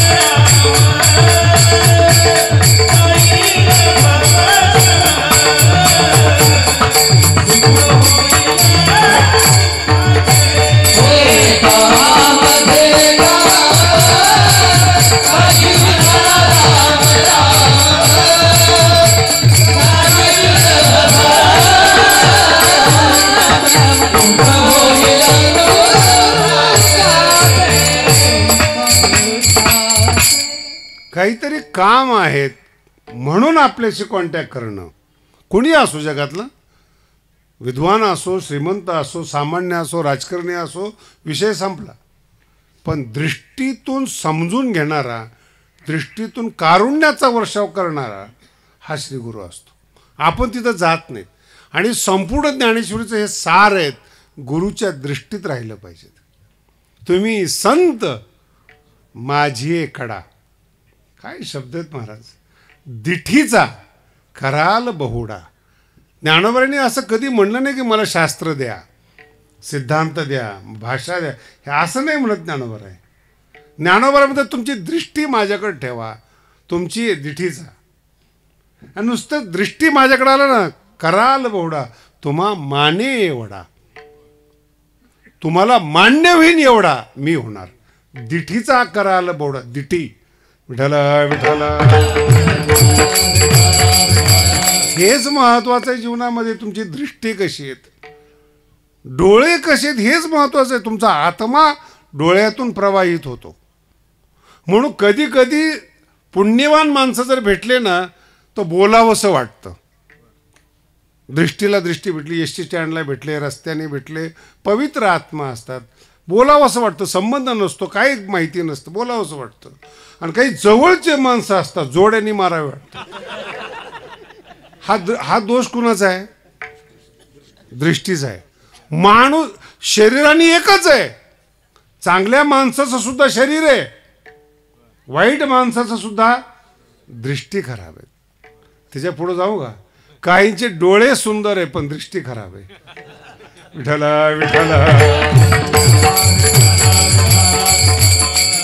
आणि दृष्टी खराब आहेत, आयुष्य खराब आहेत. आणि संपूर्ण वारकरी संप्रदायाचं सार दृष्टीवर आहेत. आत्मा आहे दृष्टी म्हणजे. रोज आपण अभंग म्हणतो, रूप पाहता लोचनी. कशामध्ये रूप पाहता? लोचनी शब्दाचा अर्थ डोळा, आणि लोचनी शब्दाचा डोळ्यामध्ये रूप येवोनी डोळा बैसले हो. रूप येवोनी, दृष्टी चांगली पाहिजे हो. देव कुठेही पाहायचा असतो का? सगळे अभंग पहा. तो का म्हणे माझे हेची सर्व सुख पाहीन. पाहीन म्हणजे दृष्टी. काय पाहीन? भगवंताला पाहीन, सुंदर ते ध्यान पाहीन, समचरण पाहीन.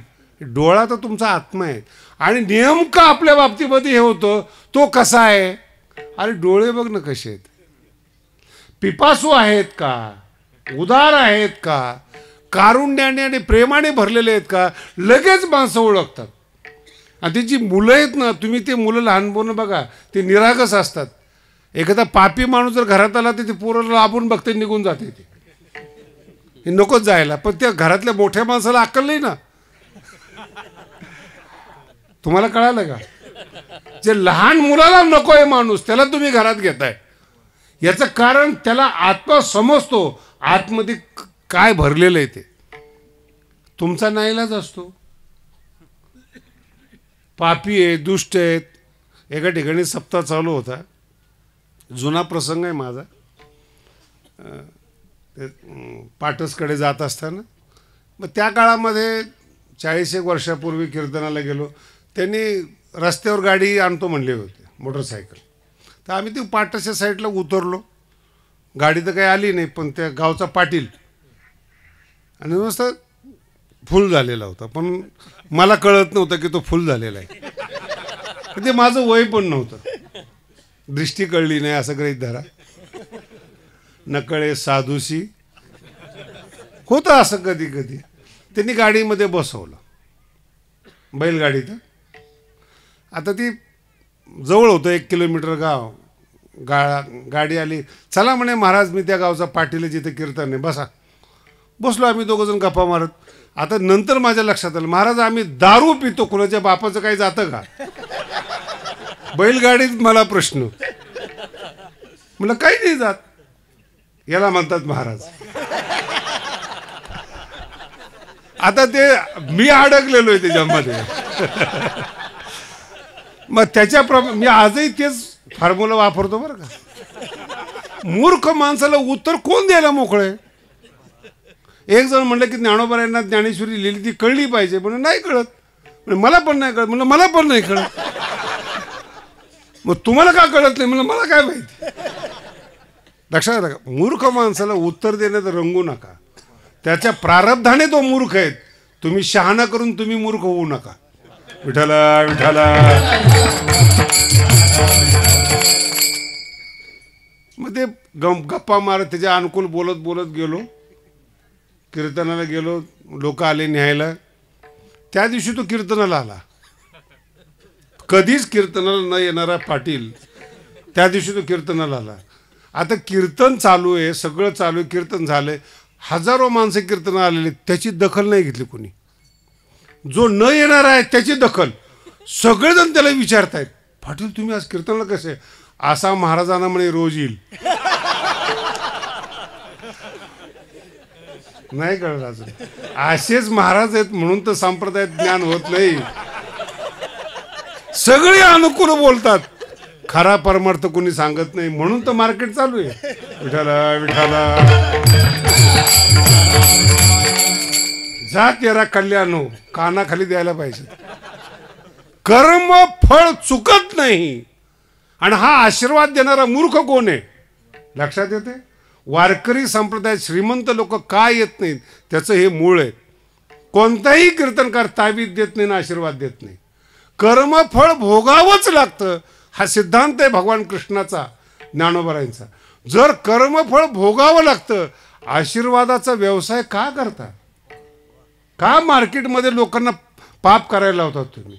काही काही संप्रदायामध्ये खाण्यापिण्याची सुट्टी, काही करा काही प्या, फक्त आमच्याकडे या. अरे आयुष्यभर परमार्थ करून देवाची झलक दिसत नाही आणि खाऊन पिऊन दिसायला लागली का? याला म्हणतात दृष्टी नाही. विठ्ठला विठ्ठला. कोणाच्याही मागे लागणं दृष्टी नाही. खूप त्याचा लिंक फार कधी कधी काय होतं माहिती आहे का? एक जोक सांगतो तुम्हाला, किती समजतो ते बघा. तुमची ताकद लावा किती समजते ते. दुर्योधनाचा मित्र कर्ण आहे. गप का बसले? जोक संपला माझा.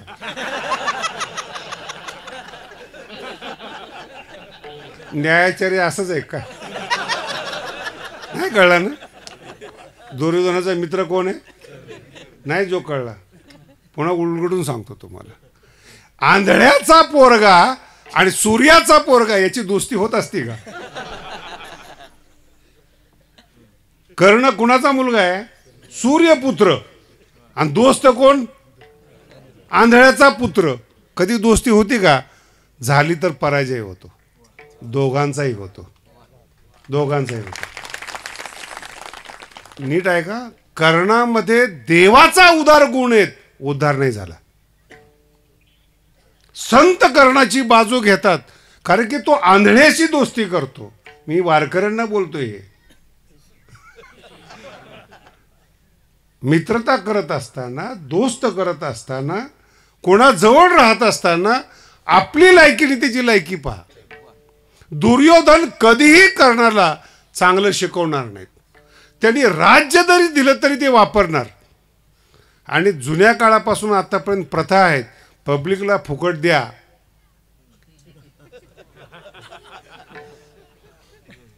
कारण की त्यांचा वापर करायचा असतो.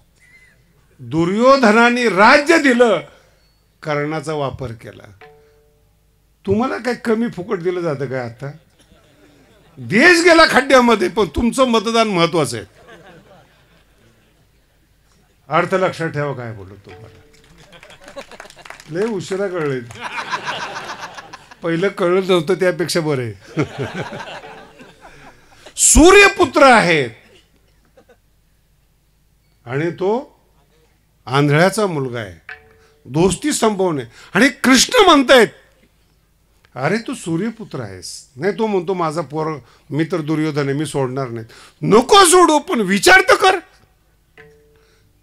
ज्या आंधळ्याला सूर्य दिसत नाही त्याच्याशी तू दोस्ती करतो.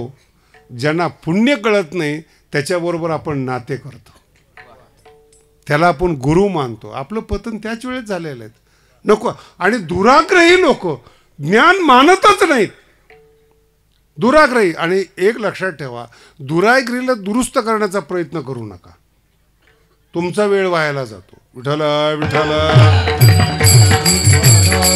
मग कोणी करायचं दुरुस्त हा प्रश्न आहे ना. ते संतांचं काम आहे, दुसऱ्या चरणात सांगतात.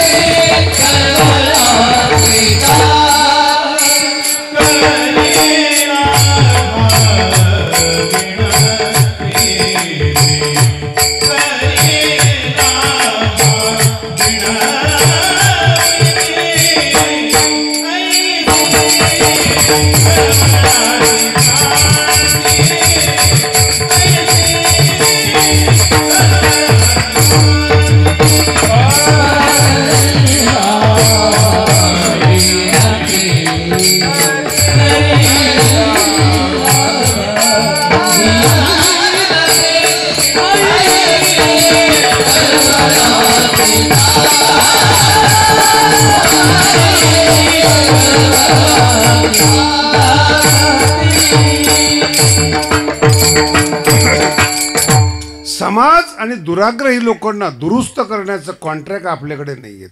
त्यांची जात स्वतंत्र आहे. ऐशी कळवळ्याची काय शब्द आहे तुकोबारांचे, जात स्वतंत्र आहे. कोणीही संत होऊ नका आणि त्या जातीत जाऊ नका आणि स्वतःला समजून असं बाहेरून संत नाही होता येत. जाती तुकोबाराय ज्ञानोबाराय ही जात वेगळी, ऐशी कळवळ्याची म्हणून गाथा ज्ञानेश्वरी. आपण अभंग सांगतो त्याचा मोबदला किती असतो आणि याला म्हणायचं का ऐशी कळवळ्याची? लक्षात येते तुम्हाला? आपण त्या क्षेत्रातलेच नाहीत हे लक्षात ठेवा. ही जात विनामूल्य विना मोबदला तुम्हाला संत करणारी जात ही फक्त ज्ञानोबारांची आईची गुरुकृपा दृष्टी. ऐशी कळवळ्याची जा कोणालाही त्या जातीतलं समजू नका. करी लाभाविन प्रीती. गुरुनी शिष्याला कृतार्थ केलं, गुरुचा काय फायदा? लक्षात येते? राजकारणातला पहिला नियम आहे मतदारसंघात दुसरा आमदार जन्माला येता कामा नये. जर एखाद्याची लोकप्रियता वाढत चालली तर तो कट केला पाहिजे. याच्यावरच आमदाराचं लक्ष असतं, याच्यातच भारत असतो. का जर दुसरा तयार झाला आणि त्याची जर लोकप्रियता वाढली याचं सीट खड्ड्यात येतं. परमार्थात असं नाही. खरी लाभाविन, अरे तो देव जो आहे आणि आई जी कृतार्थ झालेली आहे. एक माझा शब्द लाग, मुलगा ज्यावेळेस 25 वर्षाचा होतो आईचा संसार संपलेला असतो, काही नवीन राहिलेलं नसतं. आणि शिष्य जेव्हा कृतार्थ होतो गुरु तृप्त झालेले असतात. ह्या दोघांना काही घेणं देणं नसतं, सगळा संसार त्याला दिलेला असतो. खरी लाभाविन शब्द फार महत्वाचा आहे. लाभाशिवाय व्यवहारात तुम्ही पाऊल टाका, चहा पाजत नाहीत लोक. 3दा पाजलं तर एकदा आपल्याला पाजावं लागतो. खरी लाभाविन आहे का? काढतात लोक. सुरुवातीला दारू फुकट देतात सवय लागे, पण तंबाखू फुकट देतात. जगातल्या कोणत्याही तंबाखू खाणाऱ्याने पहिली तंबाखू विकत घेतलेली नाही. घेतली का? पहिले दारूचा घोट विकत घेतलेला आहे का? ट्रेनिंग आहे ते, कॉम्प्लिमेंटरी गिफ्ट.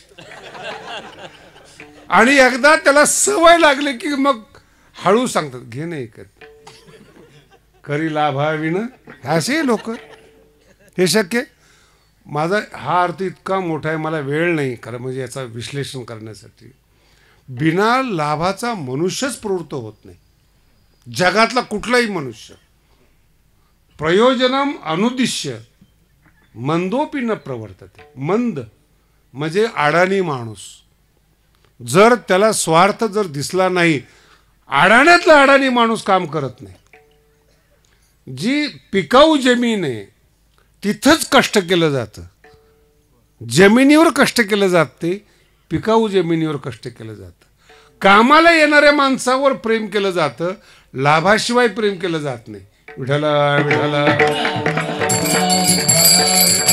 हे शक्यच नाही. किती प्रयत्न करा काहीतरी असतंच, कळायला वेळ लागतो. मला फोन आलेला मी पहिल्यांदा बोलतो त्यांना, सगळं ठीक आहे तारीख सोडून बोला. करी लाभाविन. तुमचं गोड बोलणं हे तारखेपर्यंतच आहे. एक जुने कीर्तनकार होते आमच्या संप्रदायातले, फार हुशार होते. निवृत्ती महाराजांनी आज तर मोठा रथ वगैरे लावून भगवानगडाच्या गादीचं स्वागत केलं बरं का. ते नामदेव शास्त्रीचं नाही हा, ऐश्वर्य संपन्न बाबांची गादी आहे, त्या गादीचं ते स्वागत आहे, आदरातिथ्य. मी माझं मानत नाही कधी या बाबतीमध्ये. खरी लाभाविन प्रीती. आणि त्यांना सांगताना सांगितलं, म्हणजे शेवटची तारीख आहे बरं का. ते म्हणे आयुष्यात मागणार नाही, पण या वेळेस तुम्ही आई वडिलांच्या प्रित्यर्थ यायला पाहिजे. म्हटलं त्याच्यावरच कीर्तन करतो. आई म्हणजे काय, नाही तर उगं रडून रडून सांगणारी जात नसावी. विठाला विठाला.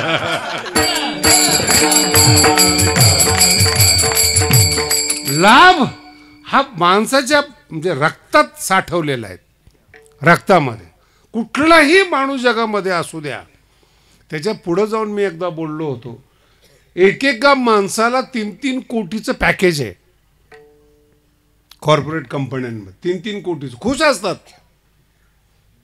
खुश असतात ती लोक. त्यांना आता मी जास्त बोलत नाही, त्यांची सगळी सोय केली जाते. जितकं समजेल तितकं बघा. सोय शब्दाचा अर्थ काय आहे. सगळी सोय केली जाते.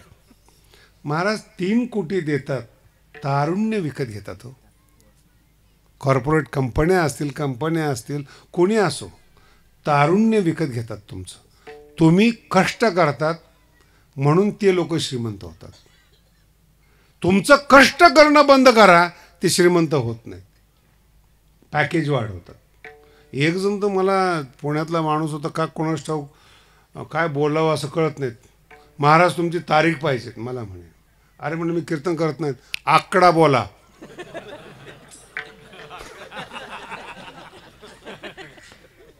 सगळेच कीर्तनकार विकाऊ नसतात, नाही कळत लोकांना अजून. मी म्हणलं नाही, मला नाही कीर्तन करायचं.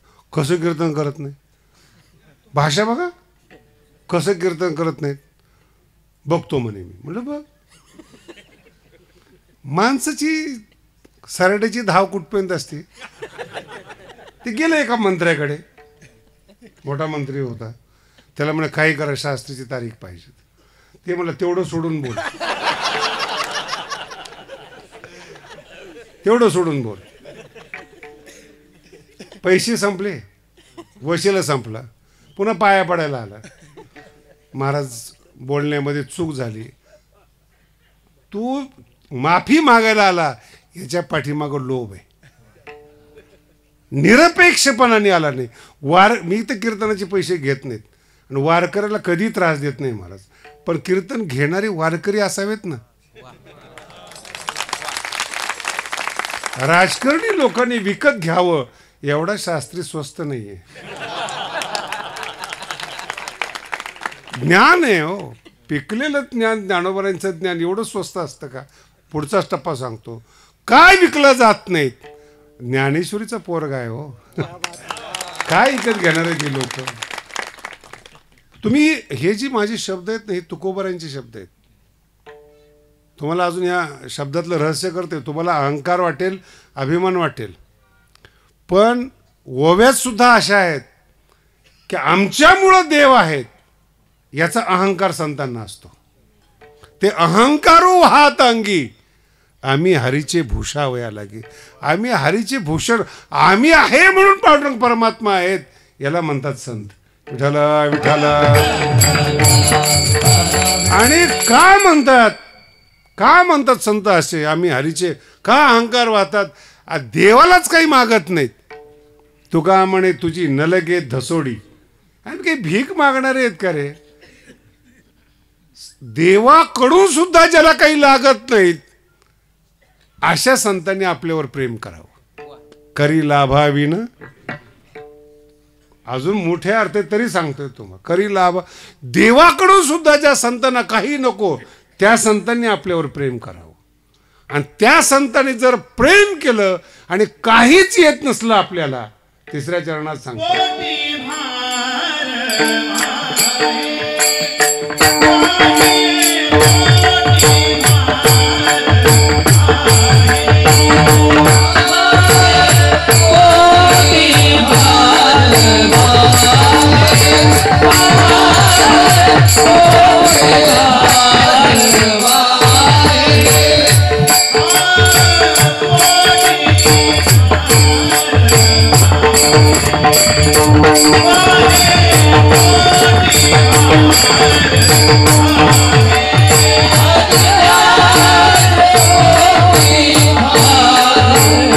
Oh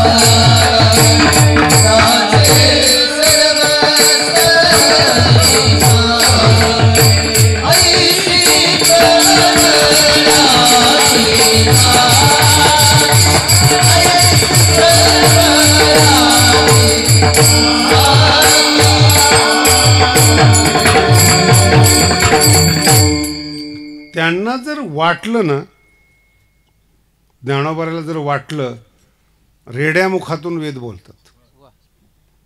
अजून कळायची भाषा. रेड्याच्या मुखातून वेद बोलतात. आणि त्यांना जर वाटलं ना, वेद ज्यांचे पाठ आहेत त्यांना ज्ञानेश्वरी कळत नाही. हे ज्ञानोबा आहेत. करी लाभाविन. ज्ञानोबासारखं अहंकारी जगात नाही कुणी हो. देवानी नामदेव महाराजांना माऊलीकडे पाठवलं. किती मोठा वशील आहे. वेगळ्या अँगलनी बघा तुम्ही. कोणी पाठवलंय? देवानी नामदेव महाराजाला. नाही म्हटले, नाही उद्धार करायचं. काय केलं देवाने? गेले माघारी. तन तन करत गेले. बिचारे देवाला सांगायला लागले असे तसे. काय ते काही संत होते का म्हणे. नामदेव महाराजांना जर माऊली ओळखू येत नाही, तुम्ही कोण येतो? आत्ताचे लोक कोण आहेत? हे गरीब आहेत. हे दृष्टीच्या बाबतीमध्ये बोलतोय. दृष्टी शब्द विसरू नका. गरीब आहेत हे लोक. माऊलीला प्रत्यक्ष पाहिल्यानंतर देव ज्यांचं जेवण करत होता त्या नामदेव महाराजांना माऊली कळत नाही. आपल्या तर बायको सुद्धा वाढत नाही महाराज. आणि आपण म्हणतो ज्ञानेश्वरी कळत नाही, नाही का? बोलायचं का पुढे?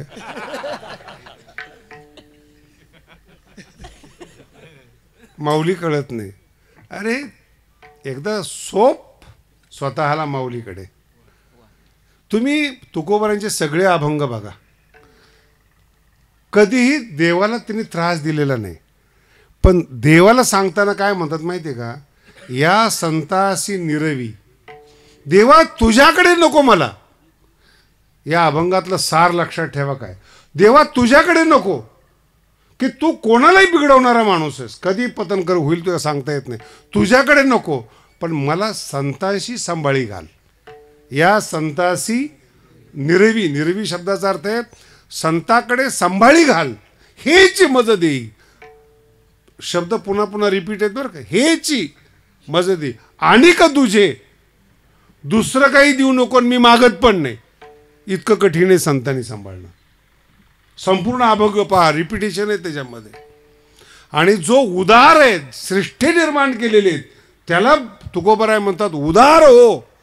तुका म्हणे आता हे की हे तुम्हाला कळलं का अभंग? हा हे देवाला मारलेला टोम नाही. हा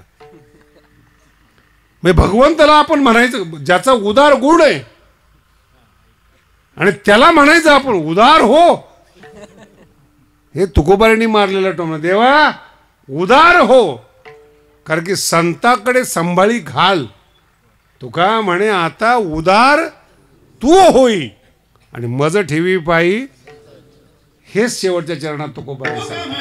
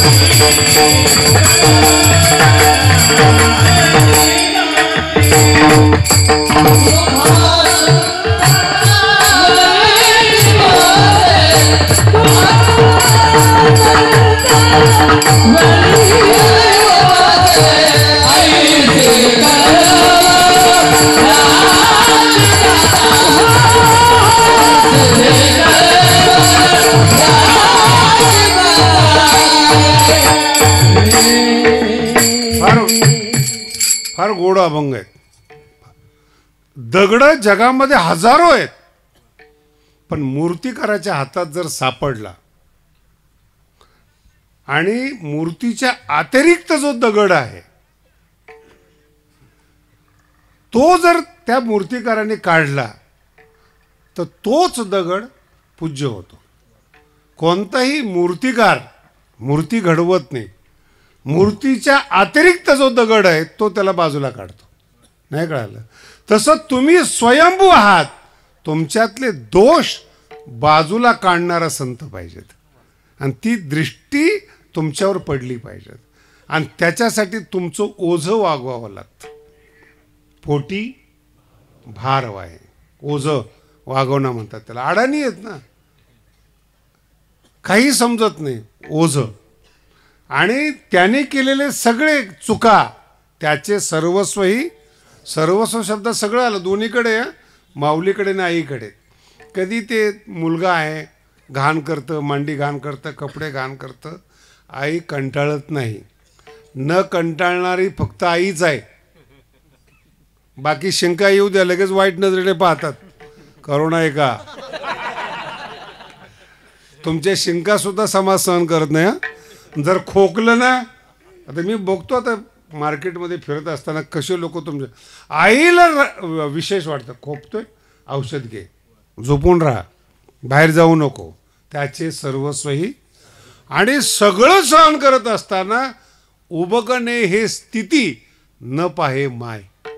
काय ज्ञानोबरायांचा शब्द, उबगणे न पाहे कोण? माय. माया असलेली माय, माया असलेली. मी का बोललो माहिती का? आत्ताच्या आई झालेल्या बाया दूध सुद्धा पोराला पाजत नाही, तो सौंदर्य नष्ट होईल म्हणून. म्हणून माय शब्द वापरला.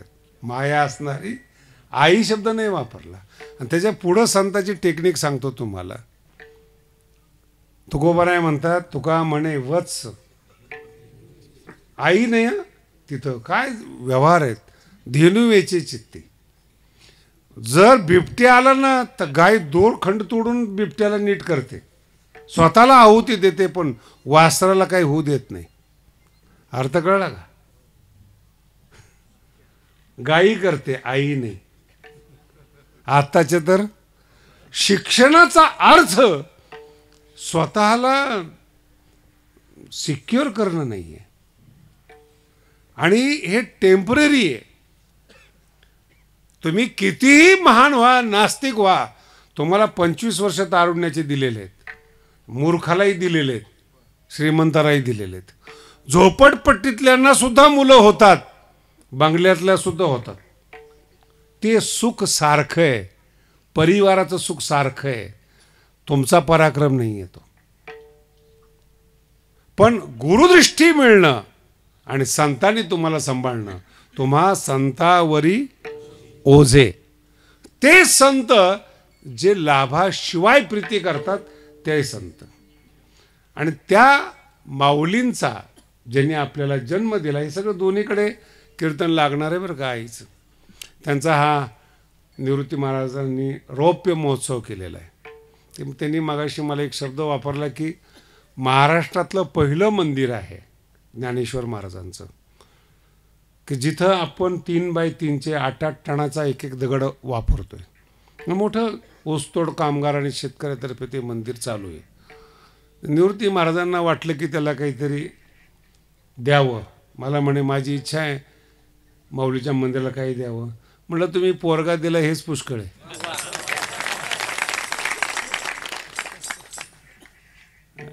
कारण की इतका सुंदर अभ्यास करतो कृष्ण, त्याला आता बोलायला नाही पाहिजे सगळ्याच्या देखत. पण भाग्यवान आहेत निवृत्ती महाराजांनी, त्यांची पत्नी, ज्यांनी असा मुलगा जन्माला घातला. नाहीतर एवढे पैसे घरामध्ये आहेत, एवढं वैभव घरामध्ये आहेत. अहो तुम्हाला वाईट वाटेल माझ्या बोलण्याचं, 300-300 वर्षाचे फडकरी आहेत, वंशज आहेत संत परंपरेचे, श्रीमंत आहेत, अजूनही चांगलं कीर्तन करता येत नाही महाराज. आणि अशा घरातून येऊन ज्ञानेश्वरीची आवड निर्माण होणं, धन्य माता पिता तयाचे. म्हणून आम्ही तर शिकवायलाच बसलेलो आहे. तो आमचं असं आहे महाराज, आम्ही गायी आहेत, तुमची टेक्निक पाहिजे आमच्याकडून दूध काढायची. आमच्याकडे भांडवल आहेत, आमच्याकडे दूध आहेत. श्रोते चांगले असले ना तर भांडवल चांगलं निघतं. जर का तुमचे चेहरे पडलेले असले ना, आम्ही विषय बदलतो. नाही कळालं? आत्ता सांगितलंय विषय वेळे तुम्ही आहात तिथंच ठेवतो. पण या परिवारांनी महाराष्ट्रामध्ये ज्ञानोबारायांची सेवा केली आणि नास्तिक लोकांना ज्ञानोबाराय तुकोबारायांचे शब्द त्यांच्या कानावर टाकले. हे खूप मोठं पुण्य आहे. आणि त्या पुण्याचा परिणाम की घरामध्ये सुख शांती आहेत. मुलं न सांगता पारमार्थिक असणं हे खूप मोठं भाग्य आहे. नाही तर कीर्तनकाराची मुलं कीर्तनकार असतील याच्यावर माझा फारसा विश्वास नाही आहे. का की तो कसा आहे हे घरच्या माणसाला पक्क माहिती आहे, बाहेर कसा आहे आणि आत कसा आहे. त्याच्यामुळं अंतःकरण स्वच्छ असणं हे फार महत्त्वाचं आहे. म्हणून मुलगा त्यांनी भगवानगडावर ठेवला. आणि तो निधीचा प्रश्न आहे ना, तो मी फार वेगळ्या वृत्तीचा माणूस आहे. आमचा संकल्प आहे नामा म्हणे केशी, आमचा संकल्प आहे की माऊलीचं मंदिर जगात कुठं नाही असं भगवानगडावर बांधावं. पूर्ण करण्याची जबाबदारी देवावर आहेत. नामा म्हणे केशी राजाने केला नेम, आम्ही निमित्त मात्र आहे त्याला. तरी पण ज्ञानेश्वरी आणि गाथा समाजापर्यंत पोहोचवण्याचं काम निवृत्ती महाराज एका वेगळ्या शैलीने जरी करत असले तरी भजन ज्ञानोबाराय तुकोबारायचंच आहे हे लोकांनी लक्षात ठेवावं.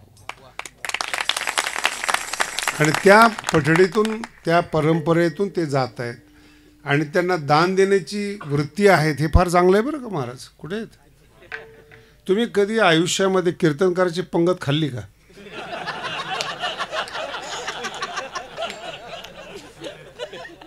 तुम्ही सगळ्यांनी कीर्तनकार पंगत द्यायला लावतात.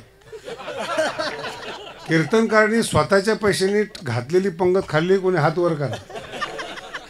अवघड आहे महाराज. आणि त्यात तुम्ही ज्ञानेश्वर महाराजांच्या मंदिराला देतायत. हिंदीमध्ये एक म्हण फार चांगली बरं का, भीक में से भीक दे 3 लोक जीतले.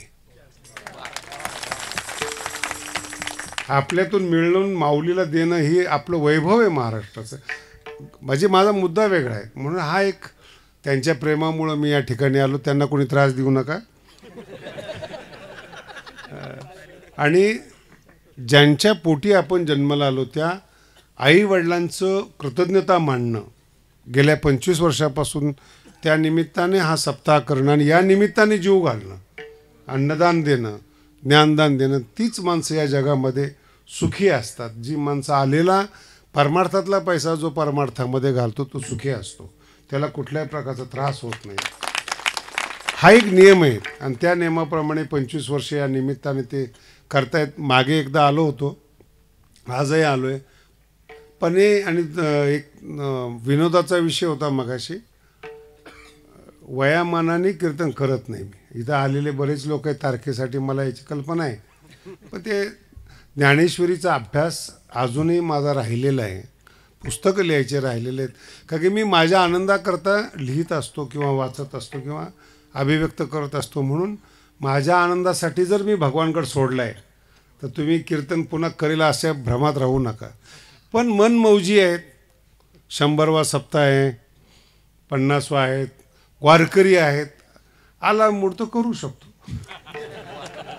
पण कीर्तनकार नाही आहे हे लक्षात ठेवा. म्हणून लोकांना वाटतं शास्त्रीजी आले पाहिजे. मलाही असं वाटतं कीर्तन माझा आत्मा आहे. जेव्हा मी करतो तेव्हा फुल ताकदीने करतो.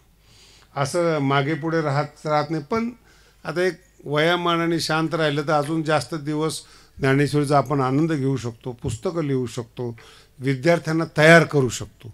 आपल्या पाठीमागं जर विद्यार्थी तयार झाले तर ज्ञानेश्वरी टिकेल. जर नाही झाले तर जेवढे मोठे मोठे माणसं आहेत ना त्यांची वंश परंपरा टिकली नाही अभ्यासामध्ये. कारण की ती दान दिलं गेलं पाहिजे. विद्यादान दिलं तर ती परंपरा टिकते. म्हणून असा एक आनंदाचा क्षण आहे. त्यांनी केलेलं स्वागत किंवा त्यांचं प्रेम आणि भगवानगडाला त्यांनी दिलेला आदर या सगळ्यांचा मी ऋणी आहे. आणि पुन्हा एकदा त्यांना मुलांना जवळ करून आशीर्वाद देतो. ही सेवा या ठिकाणी थांबवतो. 2 बार कुमाई